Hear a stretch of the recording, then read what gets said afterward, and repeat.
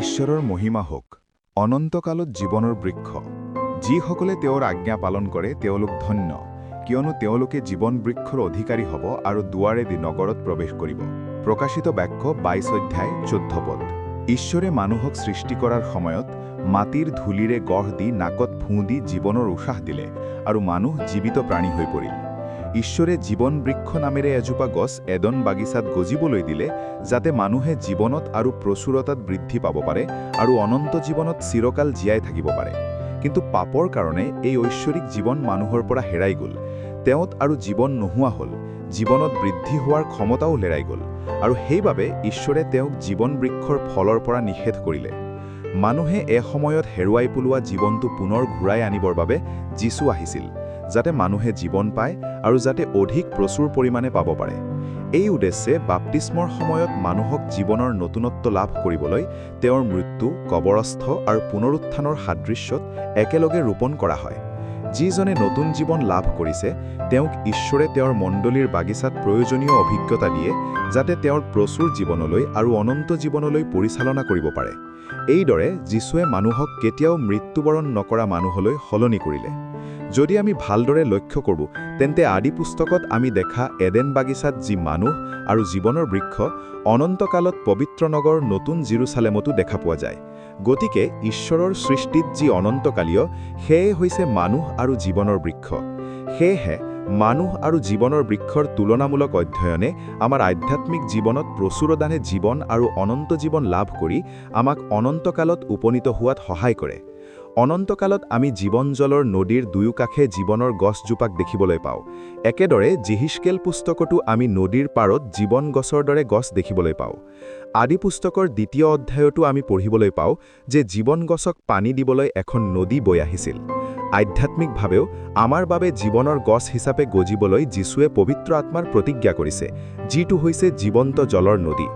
আমাৰ খ্ৰীষ্টিয়ান জীৱনৰ আৰম্ভণিতে মন পাল্টন আৰু বাপ্তিস্ম লোৱাৰ পিছত যীশুৱে পিতৃৰ পৰা পবিত্ৰ আত্মাৰ প্ৰতিজ্ঞা লাভ কৰি আমাক দান কৰে এই পবিত্ৰ আত্মাই আমাক বৃদ্ধি হোৱাত পুষ্টি আৰু শক্তি দান কৰে আকৌ যেতিয়া আমি জীৱন বৃক্ষক পৰ্যবেক্ষণ কৰোঁ তেতিয়া আমি এক ফল দিয়া গছ হিচাপে দেখিবলৈ পাওঁ আমি 3 ধৰণে এই কথা বুজিব পাৰোঁ প্ৰথম যীশুৱে আমাক বাছি লৈছে আৰু তেওঁৰ বাগিচা মণ্ডলীত ৰাখিছে যাতে আমি ফল দিব পাৰোঁ সেয়েহে যেতিয়া দ্ৰাক্ষাবাৰীত ৰোপণ কৰা ডিমৰু গছে কোনো ফল নিদিয়াৰ বাবে তাক কাটি পেলাবলৈ আদেশ দিয়া হ'ল একেদৰে আমিও যদি নিষ্ফল হওঁ তেন্তে আমিও কাটি পেলোৱা হ'ব পাৰোঁ গছত লাগি থকা ডালবোৰে ফল নিদিলে কাটি পেলোৱা হয় এইদৰে আমি জীৱনৰ গছ হ'বলৈ হ'লে ফলপ্ৰসূ হ'ব লাগিব যেতিয়া আমি ভালদৰে পৰ্যবেক্ষণ কৰোঁ তেতিয়া গছটো নহয় ফলটোৱে গুৰুত্বপূৰ্ণ জীৱন বৃক্ষৰ ফলৰ দ্বাৰাই মানুহ অনন্তকাল জীয়াই থাকিব পাৰে কিন্তু যদি আমি নিষ্ফল হৈ থাকোঁ তেন্তে আমি অনন্তকালত উপনীত নহওঁ তাৰ পৰিৱৰ্তে আমি জুইৰ কুণ্ডত পেলোৱা হ'ম যিটো চিৰন্তন নৰক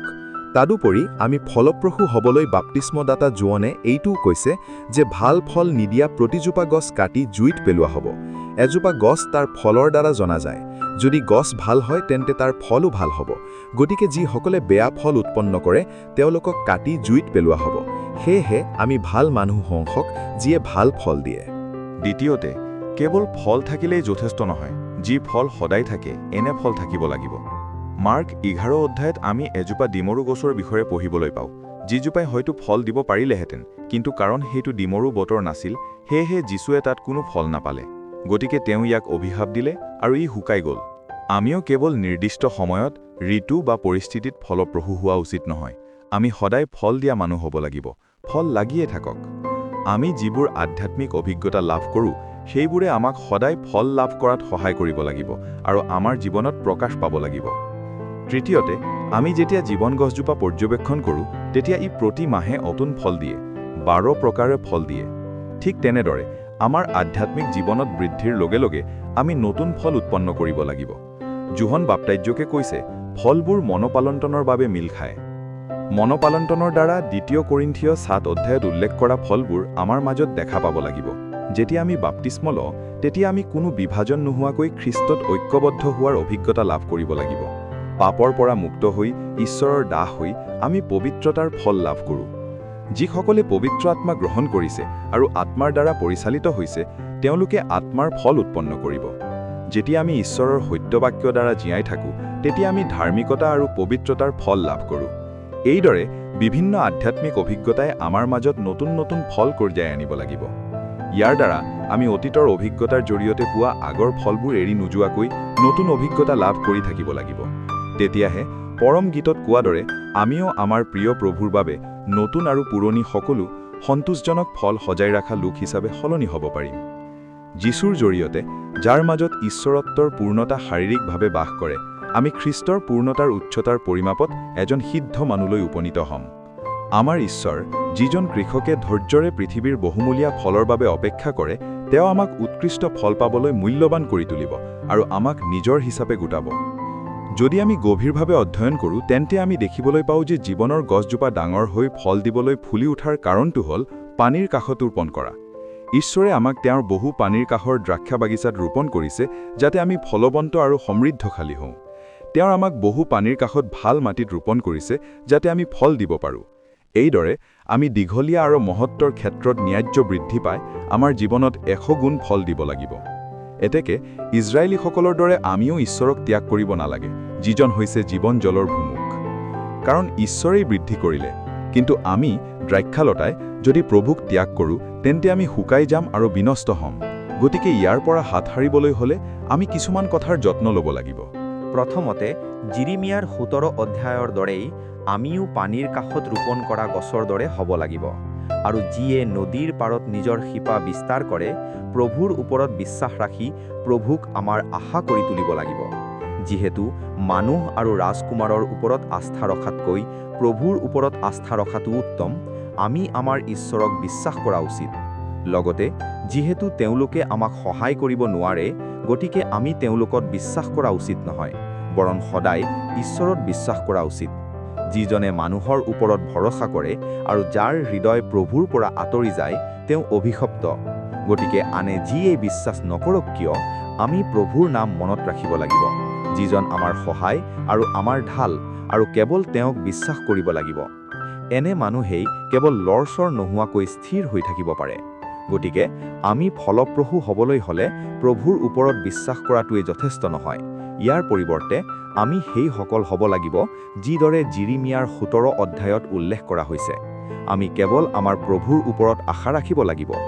আমি যেতিয়া কেৱল আমাৰ প্ৰভুৰ ওপৰত সম্পূৰ্ণ হৃদয়েৰে বিশ্বাস কৰোঁ তেতিয়া আমি চিৰদিনৰ বাবে তেওঁৰ ওপৰত ভৰসা ৰখা ফুলি উঠা গছৰ দৰে হ'ম। এনে লোকে তাপ আহিলে ভয় নকৰে, পাতবোৰ সদায় সেউজীয়া হৈ থাকিব, খৰাঙত মৰহি নাযায় আৰু ফল দি থাকিব। গতিকে আমি আমাৰ প্ৰভু পৰমেশ্বৰৰ ওপৰত সম্পূৰ্ণৰূপে আস্থা ৰাখোঁ হওক। দ্বিতীয়তে, আমাৰ জীৱনত আমি অধৰ্মীসকলৰ পৰামৰ্শ অনুসৰি চলিব নালাগে। ক্লান্ত হৈ বা পাপীৰ পথত থিয় হৈ অজ্ঞান হৈ নিন্দকবোৰৰ আসনত বহিব নালাগে। এনে লোকে ঈশ্বৰৰ পৰা জন্ম হৈ জগতৰ আনন্দত নিজকে আনন্দিত নকৰে, বৰং প্ৰভুৰ ব্যৱস্থাত আনন্দ কৰে, দিনে ৰাতিয়ে তাক ধ্যান কৰে।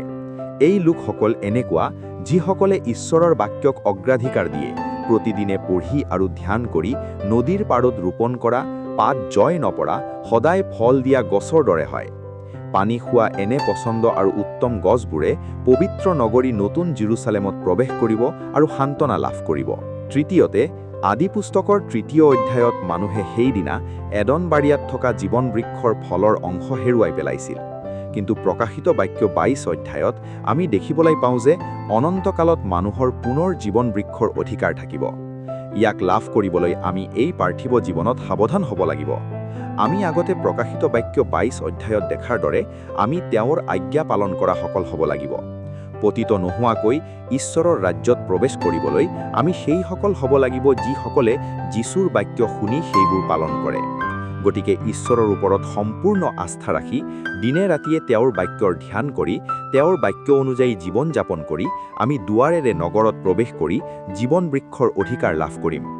পৃথিৱীত যিসকল সৎ তেওঁলোকে জীৱন বৃক্ষৰ ওপৰত অধিকাৰ পাব আৰু ইয়াৰ ফল খাব আৰু অনন্তকাল ঈশ্বৰক উপাসনা কৰিব, চিৰকাল জীয়াই থাকিব আৰু ঈশ্বৰৰ সেৱা কৰিব। প্ৰভু ঈশ্বৰে আমাক সকলোকে সহায় আৰু আশীৰ্বাদ কৰক।